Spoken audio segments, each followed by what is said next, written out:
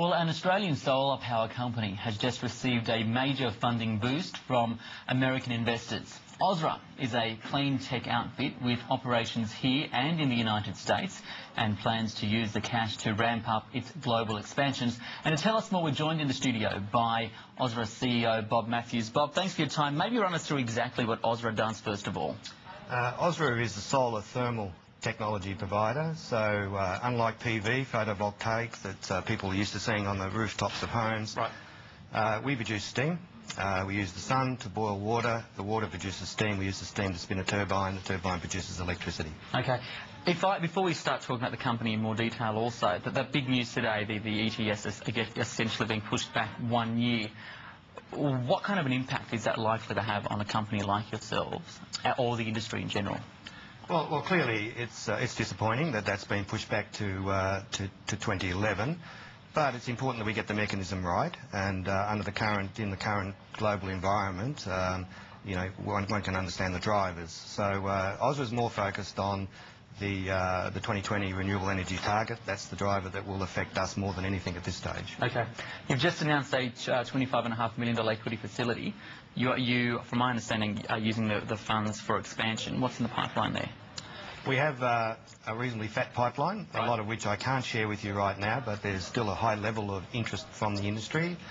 We have some tenders in. We also have some opportunities we've put forward for the renewable energy demonstration project for funding from the federal government, which we can't really get into just yet. So there's a lot happening, and we have to make some announcements in that space in the next 2 months. Just on the investors, as in your opening statement, we do have very good US investors out there, with obviously with Khosla Ventures and Kleiner Perkins and number 1, number 2 VCs in the world. But we also have Starfish Enterprises, which is an Australian company, and they've been very supportive, and they're based right here, basically in Melbourne. So it's not just all US investors, we have Australian investors. And just on that point, we also have Generation Investments, which is co-founded by Al Gore as well. So we have him supporting us now as well. In terms of works you've got currently underway in Australia, what's out there?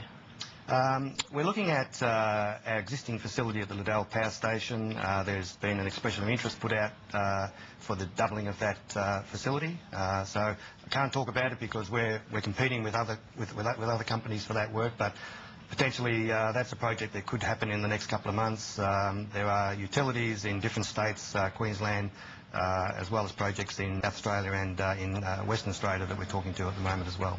These kind of companies, renewable energy companies, or, you know, solar, whether it be solar, wind, just how profitable are they really in this kind of environment? And at what stage do you become, you know, exclusive of massive money-making machines? Well, certainly not profitable at the moment. We're having trouble at the moment just competing with fossil fuels. Yeah.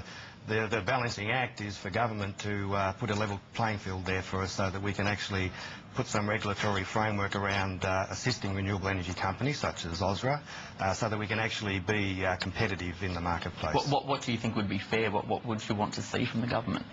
Well, the government's doing a fair bit. I mean, they have a renewable energy demonstration project, and that's worth, you know, potentially 100 million or more to those companies that are lucky enough to be shortlisted for that funding. So it needs funds, but it also needs, as I said, the regulatory framework. It needs to have the 2020 target, which is due to be passed by the Senate. That needs to be passed, and the framework around that needs to be strong. So they're the sorts of drivers. And from the consumer level, what do you find about whether or not they are open to this kind of technology when normally there's a large outlay from the beginning?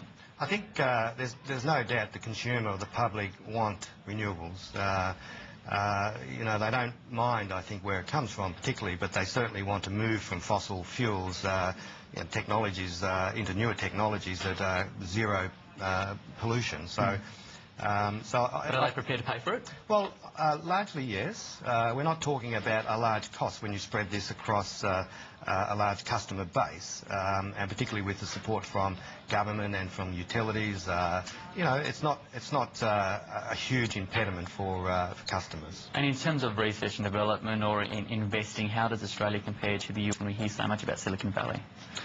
Well, you know, the US is a big place, and Silicon Valley is renowned for its research and development and investment in startups. So we do quite a bit of work here in Australia. I mean, we have a very viable Ausra subsidiary of our US Ausra Inc. And you know, we do our fair share here. Okay, very cool. Bob Matthews, CEO of Ausra, appreciate your time. Thank you. Thank you very much.